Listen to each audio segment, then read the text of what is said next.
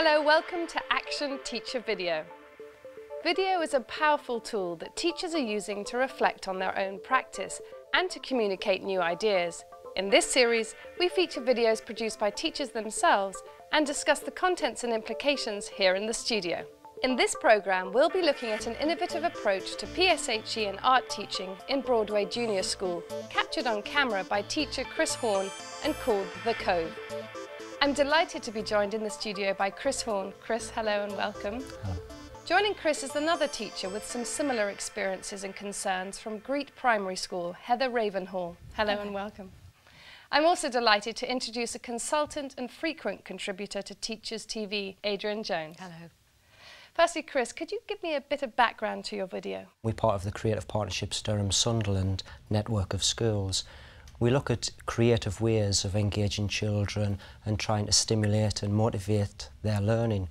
And through different opportunities outside of school, try to measure whether the excitement, the enjoyment can be transferred to other curriculum areas and in turn raising attainment.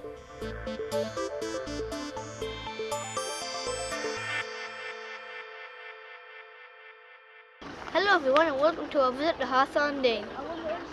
During the 2005-2006 academic year, Broadway Junior School worked collaboratively with their artist-in-residence, funded by Creative Partnerships Durham-Sunderland, to investigate through action research creative projects which can motivate all learners and in doing so develop children's self-esteem, self-confidence and positive behaviour whilst meeting the national curriculum requirements. To make them comfortable, so let me just get some... Through a relaxed curriculum which offers permission to innovate, children from Year 5 were immersed in processes to develop their self-confidence and self-esteem. The objective being a richer collaborative approach in the classroom, the ability for all learners to interact with each other and enhance individual speaking and listening skills. No, not yet. Not yet. Not really. Within the classroom context, some children were unable to engage during activities through a lack of self-confidence and therefore opportunities for success and achievement were limited. Creating a richer imaginative world in which to learn with our cultural partners broke down barriers and in turn stimulated our children who began to enjoy learning and were offered opportunities to apply knowledge and skills in new and imaginative ways, trying out ideas in real-world situations. Our place was in the caves because it's really steep and us can make lots of walls and easy to make seats because there's lots of rocks in there. Brilliant. And what would you get up to there? Us would collect firewood and collect pans because Jake found a pan for cooking. Oh, brilliant. So would that be your idealised place? Yeah. And would you take anyone else with you? Not really because us wanted to be a secret so no one would find us. Individual children with limited interaction within the classroom environment were particularly animated in this outdoor classroom, providing children with an insight into a world outside of their usual experience, engaged children with wonderful results.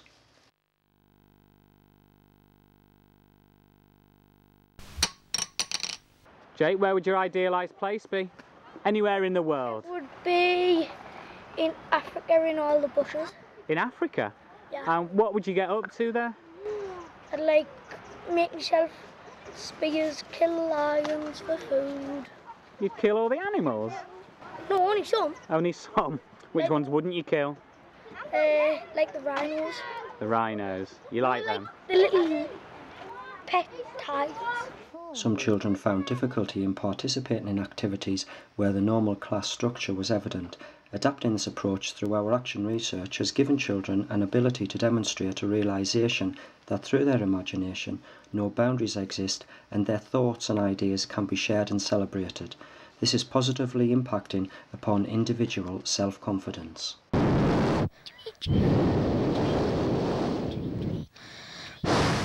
My best place is at the river at my caravan site where I go for my holiday, and me and my cousin Sean know where it is. And it's quite deep, and we're like go adventuring up all the little waterfalls, and then we come to the big one, and our den's round the back of it because it's a little cave, and it's got some seats and a little fire. Brilliant. And who do you take with you to this place? My cousin Shauna, and no one else knows about it. So you don't tell your family about it? No one even goes down the river either.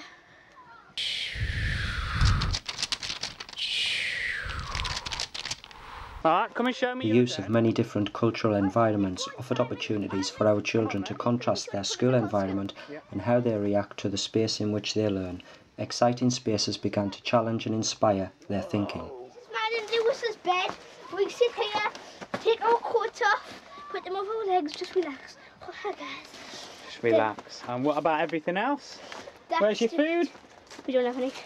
You don't have any food yet? That's our food. We pretending that's What's that? a full bird. We pretending that's a bird. That's a bird. What to eat? Yeah. Brilliant. These experiences of working outside the classroom give the children a vehicle in which to excel in an area of learning that means many things to each individual. Children involved have developed their self-esteem, which allows them to talk openly and with confidence, developing close working relationships with all, which in turn can impact upon their global learning.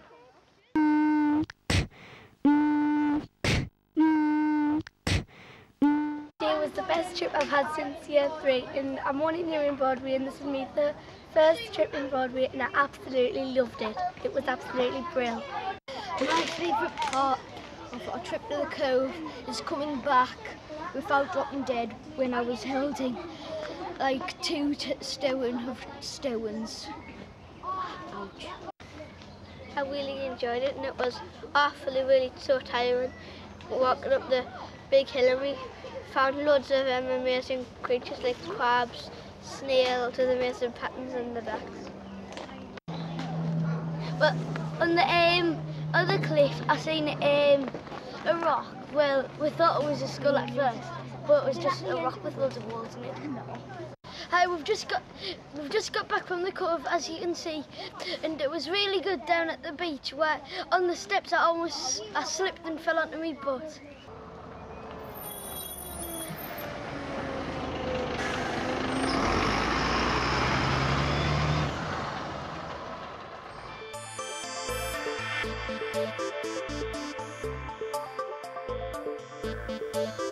Chris, how different is the Cove environment to the children's normal home environment and that of the school? It's massive.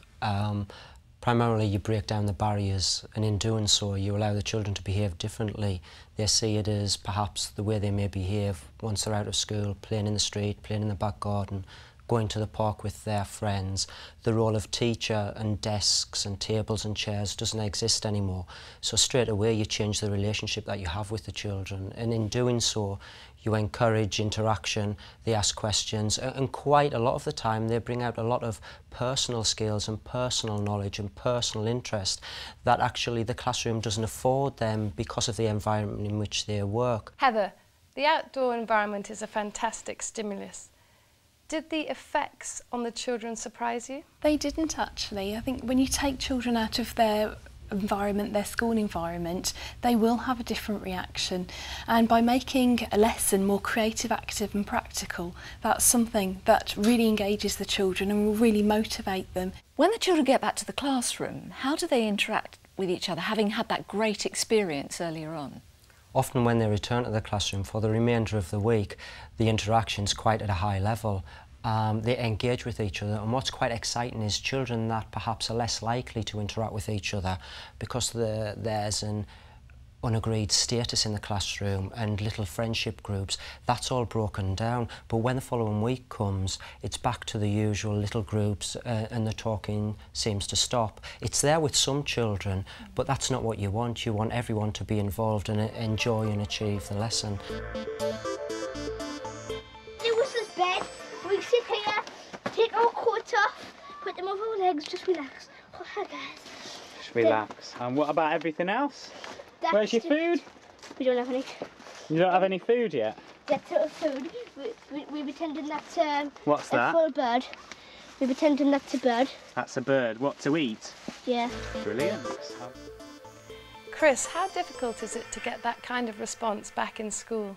At times it can be quite challenging, but through a number of different projects like the Cove, we found that adapting the environment and looking at the way that different children learn we can actually try and recreate that back in the classroom. So over time it does become easier, and also the skills in which they use in that particular context can be transferred to all curriculum areas. So across the curriculum, the children begin to interact socially, and in turn it raises their attainment and aspirations. How different is this from a traditional school trip? It's quite different. Many of the visits that we try and arrange at Broadway School are focused on allowing the children to achieve many different things. Perhaps traditionally a school trip was seen as a visit where perhaps you went to look at something, you were told some information, you perhaps recorded that information and you came back. What we try and do is take them to a particular place and have quite a relaxed focus and allow them to achieve and allow them to use their imaginations, and whatever they create, whatever they say is allowed and accepted. It was the best trip I've had since year 3, and I'm only new in Broadway, and this is me the first trip in Broadway, and I absolutely loved it. It was absolutely brilliant. Chris, how typical was her reaction there? Typical for some children, but not for all.